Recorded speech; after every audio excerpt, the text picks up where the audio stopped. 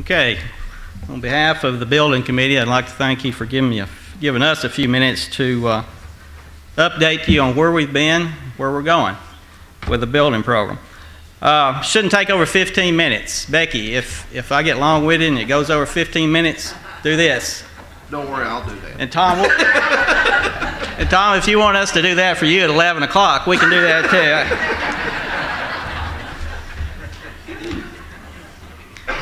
Okay, if you take a look at the picture, that's an artist's rendering of what it should look like at the very end. Keep that in mind, at the very end, because here you've got the sanctuary, you have the Family Life Center here, and you can't really see it, but right there is the Sunday school wing, which is identical to this in looks, but it's just on the other side. So it's shaped kind of like a Y.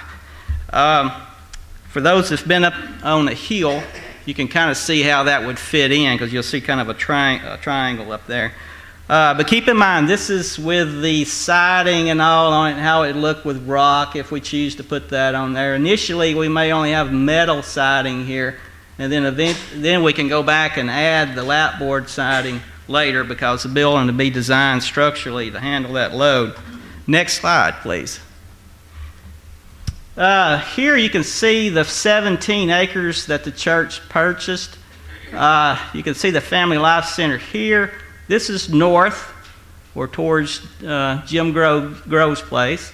This is highway here in East Valley Road. And if you're standing right here and looking south, look what you see. As you know, it's a very beautiful spot. I really believe God saved that for Chapel Hill. It is a hill, which is important.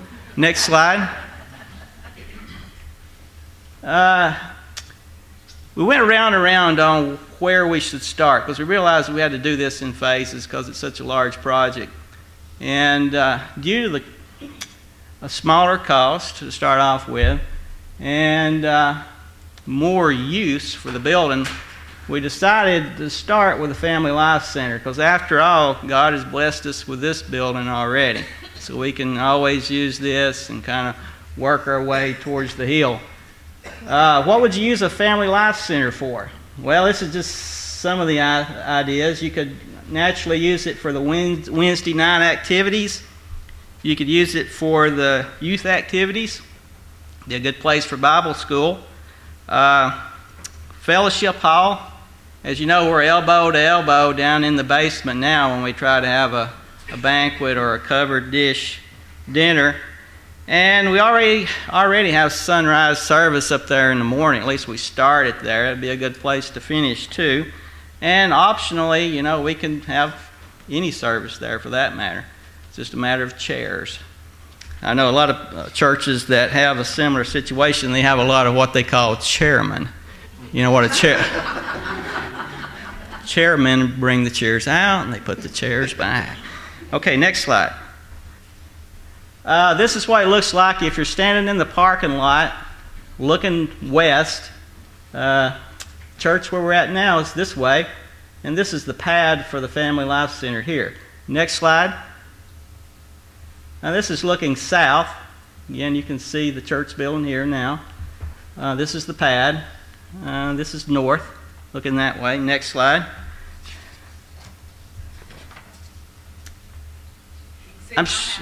Okay, yeah. Over here, you're looking north, and I don't think anyone will argue about parking. Plenty of parking. We don't have that here. Okay, next slide. This is a plan view of the first floor. Ladies, pay attention. If you look here, count them. 1, 2, 3, 4 toilets.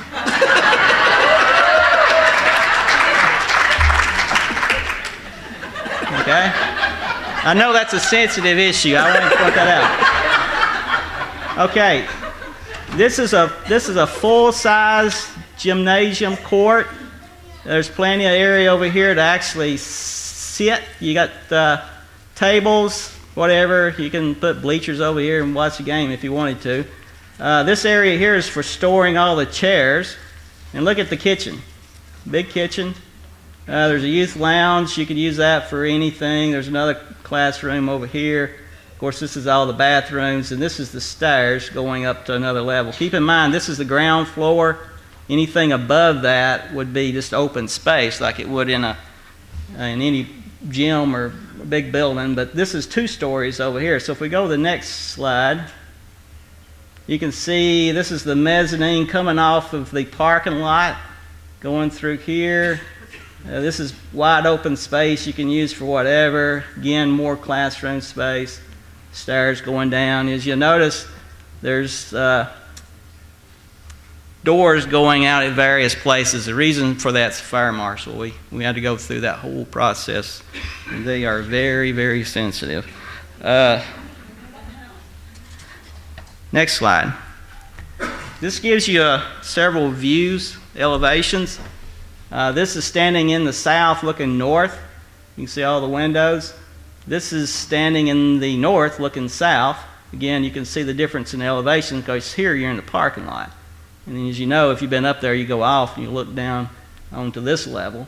This is giving you a west elevation and an east elevation. You can see the stairs going up, and you can see the doors that the fire marshal requires.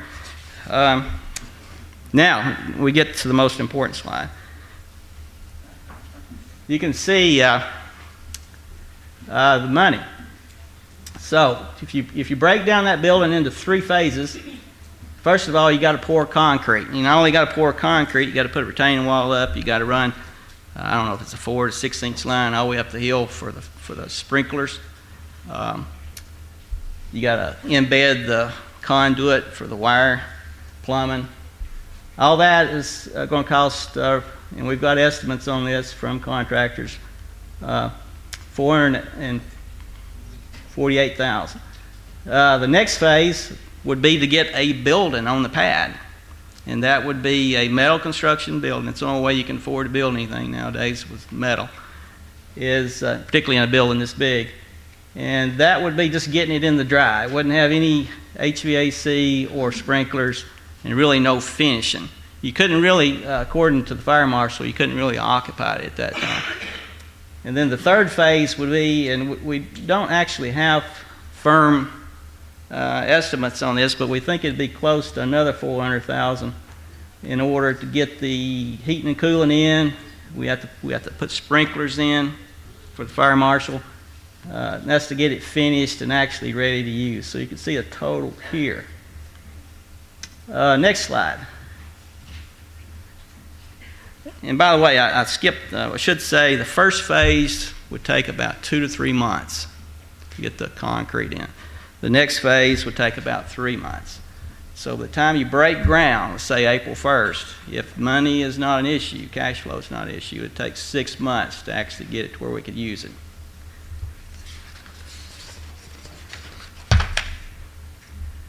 Okay, finances. If phase 1 construction, right now we are planning on breaking ground April 1st. No fooling. Pardon me? No fooling. No fooling, yeah. I know, I've had that question asked me several times. When are you going to break ground? When are you going to break? Well, when it's time. We're there. So if you look at it, phase 1, remember this is concrete, foundation, plumbing, wiring, that sort of thing. Here's getting it in the dry, and here's finishing it. This is funds on hand, and this is funds needed. So you can see here that is about $230-something thousand that we have on hand on assets. Now that includes $28,000 in stock that we would have to sell. So we got roughly $211,000 in cash. Just so you know the financial state of the church, we've got, that's in building fund, we're about $60,000 general fund, and we owe nothing. That's the way I like to see it. So, we're going into it with a really good start. So what we need to do is bring that bar up to there by April 1st. And that's the building fund campaign that we're starting today. So, you know, each week, if you want to pull a building fund envelope out of the pew there, or you can just pencil on your check, building fund, that would go a long ways to meeting our goal. So, you know, how is the best predictor of the future is the past. That's what I've found. I know I do that every year when I look at the budget for the church. So if you look, well, where have we been? Well, since 2006, well, about 5 years, we've spent $177,000 on the land. Good piece of property. The earthwork is $317,000. We had to move a lot of dirt, but now we've got a good site. Architectural engineering, $90,000. And just to get the construction prep, get it through the fire marshal, and get ready to build, $28,000, and then we have some seating. So in that 5 or 6 year period of time, we spent $615,000. I mean, it's hard to believe how much the Lord has blessed us over those few years, and we didn't have to borrow anything. So where do we go from here? Next slide. Let's review. I like checklist. So we've got the building site, got that done. We got plans, architectural, engineering, everybody stamped them, good to go. We've got the fire marshal and everybody else approved it. That took a while. And we've got a great contractor. We got a contract with a great contractor, Gentech, and they're ready to go. You know, really all we need is funding.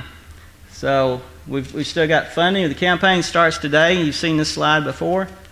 And break ground on April 1st. Now I would like to share one other thing with you. And as I get older, I try to work on my faith a little bit more each day. And as I become a more mature Christian, and I've got a verse that I keep posted on the wall in my desk, and it's my favorite one. I want it carved on my tombstone, by the way. And it's Hebrews 11:1. And it says, faith is being sure of what we hope for and certain of what we do not see. Thank you.